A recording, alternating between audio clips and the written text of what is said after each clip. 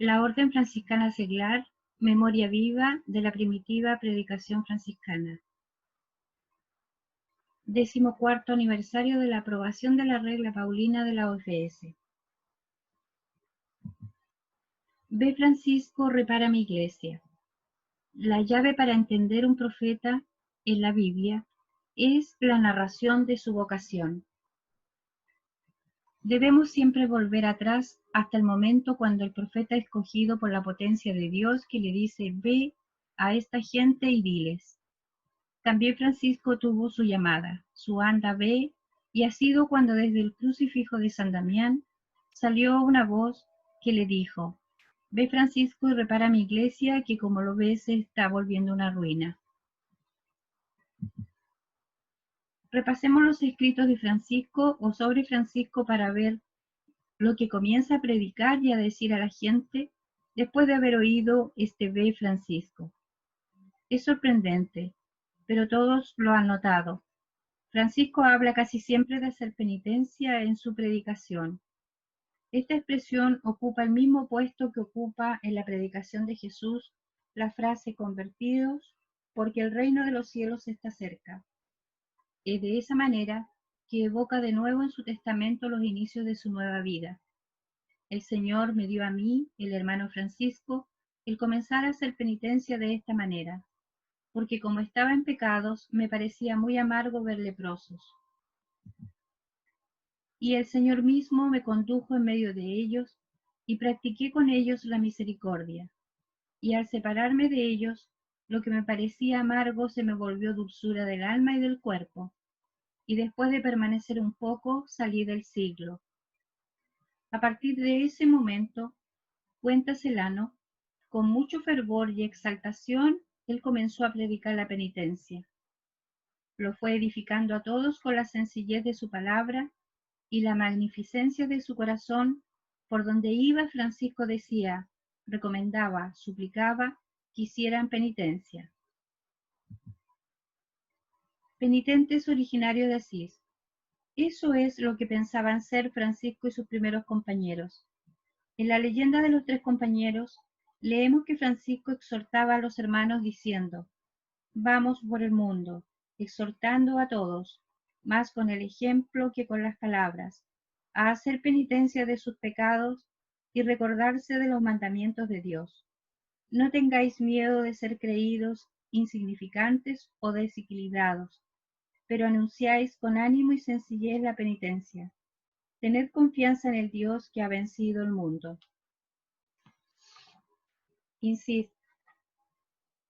Insisto, sobre este tema de la penitencia, porque la Orden Franciscana Seglar nació justamente de esa predicación primitiva de Francisco y sus compañeros, y el recuerdo a través de todos los cambios históricos se mantiene todavía vivo. La regla originaria de la OFS es la carta de Francisco titulada Exhortación a los hermanos y las hermanas de la penitencia. Es ella que constituye el prólogo de la regla actual, promulgada por Pablo VI en 1978, y encarna en él el espíritu y la intuición originaria. Pero es necesario hacernos una pregunta. ¿Qué entendía Francisco con la palabra penitencia? Respecto a eso, hemos caído desgraciadamente en un grave error. Hemos reducido el mensaje de Francisco a una sencilla exhortación moral a golpearse el pecho, lamentarse y mortificarse para expiar los pecados, mientras esto tiene toda la inmensidad y el respiro del Evangelio de Jesús. Francisco no exhortaba a hacer penitencias, sino a hacer penitencia, al singular, y veremos que esto es totalmente otra cosa. En el testamento, cuando escribe el Señor me dio a mí, hermano Francisco, así de hacer penitencia. Ahora se sabe que Francisco quería predicar el Evangelio sin glosa, sencillamente y puramente.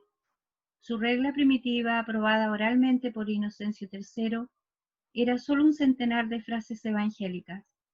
Le gustaba expresarse con las palabras mismas de Jesús, y esta palabra, hacer penitencia, era la palabra con la cual empezó a predicar, la que a principio de su ministerio repetía en cada ciudad y cada pueblo por donde pasaba. El evangelista Marcos. Después de que encarcelaron a Juan, Jesús se fue a Galilea a anunciar las buenas nuevas de Dios, diciendo: el tiempo se ha cumplido y el reino de Dios se ha acercado. Arrepentíos y creed en el Evangelio. Francisco no ha hecho más que lanzar de nuevo el gran anuncio de Jesús, su buena noticia. Para entender entonces el anuncio que Francisco hizo resonar en su tiempo, hace falta partir de nuevo de esta palabra de Jesús. Antes de Jesús, convertirse significaba siempre un volver atrás. El término hebraico tshuv significa invertir la rueda, sus propios pasos. Indicaba la acción de quien a un cierto punto de la vida se da cuenta de estar fuera del camino. Entonces se detiene, reflexiona, decide regresar a la observancia de la ley y volver en la alianza con Dios. Empieza con los deberes. El cristianismo no empieza diciendo a los hombres lo que deben hacer para salvarse, sino lo que Dios en Cristo ha hecho para salvarles. Asimismo, en el cristianismo están los deberes, los mandamientos, y uno de ellos es considerado el primero y el más grande de todos: amar a Dios con todas nuestras fuerzas y al prójimo como a sí mismo. Francisco en su regla añade como contenido de las predicaciones de los hermanos los vicios y las virtudes, las penas y la gloria. Pero si el sentido evangélico de la palabra convertiros y creed no estaba ni en la boca ni bajo la pluma de Francisco, estaba por tanto en su corazón.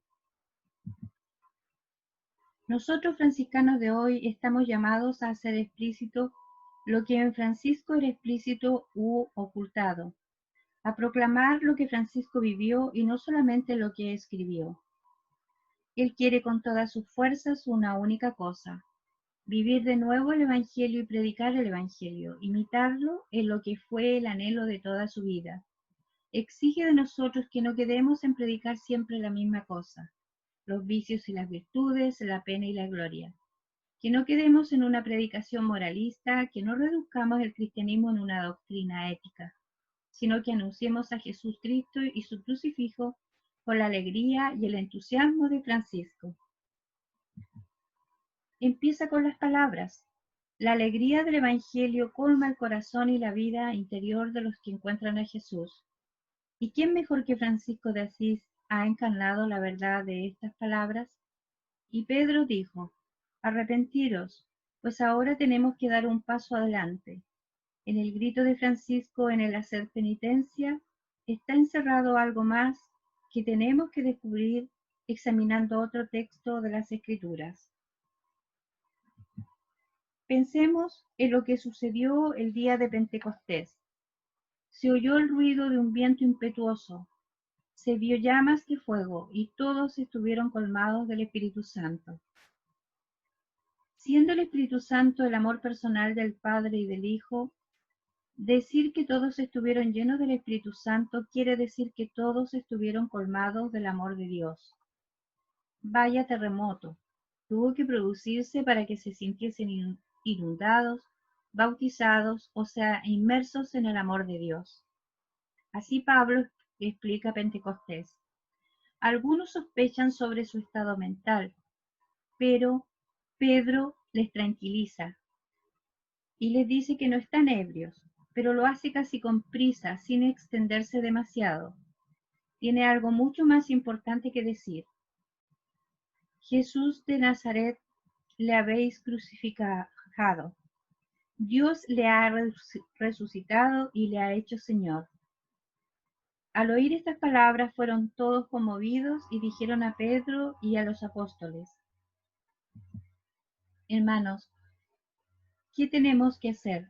Y Pedro les respondió: arrepentíos y que cada uno de vosotros sea bautizado en nombre de Jesús, para el perdón de vuestros pecados, y recibiréis el don del Espíritu Santo. De esa manera hemos descubierto las dos grandes fuentes de la predicación de Francisco, los dos gritos que él quiso hacer resonar de nuevo en la Iglesia. el grito con el cual Jesús empezó el anuncio del reino y el grito con el cual la Iglesia empezó su predicación el día de Pentecostés. La palabra utilizada por Pedro es la idéntica a la de Jesús. Mismo verbo, mismo modo, misma segunda persona en plural, metanoia, pero la palabra se ha enriquecido de un significado nuevo debido a lo que sucedió mientras tanto. El rechazo de Jesús de parte del mundo, su muerte y su resurrección. Es por eso que traducir el término con convertidos como el primer caso se traduce con arrepiéntanse o con arrepentidos. Es decir, ahora no se trata solamente de creer en el Evangelio, se trata de reconocer y de arrepentirse del pecado. ¿Qué significa la famosa palabra metanoia? Literalmente la palabra significa un cambio de pensamiento del modo de ver y juzgar las cosas, una revolución mental. Pero no se trata de abandonar la manera de pensar enseguida sobre los demás, la mentalidad mundana de un tiempo para formarse otra, un poco más espiritual y evangélica. La verdadera metanoia es abandonar el propio modo de pensar y adoptar el de Dios, ver a sí mismo y su propia vida como lo ve Dios. Francisco ha conocido la verdadera metanoia. Entró en el corazón de Dios y vio el pecado como lo ve Dios, desde el interior de su amor paterno, sin límites. Lo vio por lo que hizo a Cristo en la cruz. Me pregunto, ¿cuál era el pecado que Francisco nos pediría en particular si volviera a predicar hoy? La respuesta a esta pregunta nos llega a través de una palabra de Jesús. Buscad primero el reino de Dios y todo os será dado por añadidura. Nosotros, de hecho, hemos sencillamente puesto los términos al revés. Buscamos primero todo el resto: salud, negocio, placeres, divertimiento, y el tiempo se nos adelanta. Y quizás una hora el domingo pensamos en Dios, en Jesús y en las cosas de arriba. Perpetuamos la parábola de los invitados a la boda. El reino de los cielos es como un rey que preparó un banquete de bodas para su hijo. Mandó a sus siervos que llamaran a los invitados, pero ellos no hicieron caso y se fueron, uno a su campo, otro a su negocio.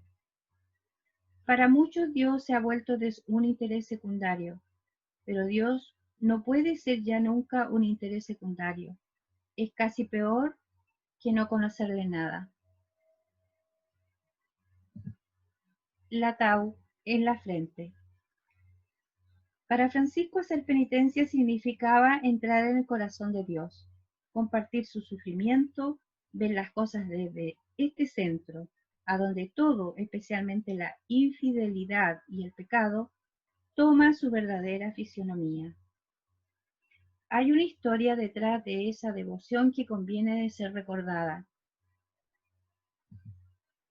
En el profeta Ezequiel leemos: la gloria de Dios de Israel, que estaba sobre los querubines, se elevó y se dirigió hacia el umbral del templo.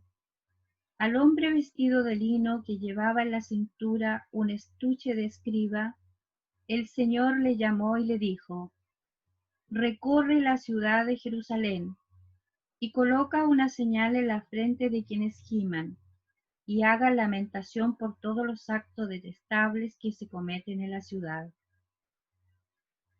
En el discurso con el cual abrió el Concilio de Letrán IV en 1215, el viejo Papa Inocencio III se reapropió este símbolo. Hubiera querido, decía, ser aquel mismo hombre, vestido de lino, con una bolsa de escriba al flanco, y pasar personalmente por toda la iglesia para marcar de una tau la frente de las personas que aceptaban de entrar en estado de verdadera conversión.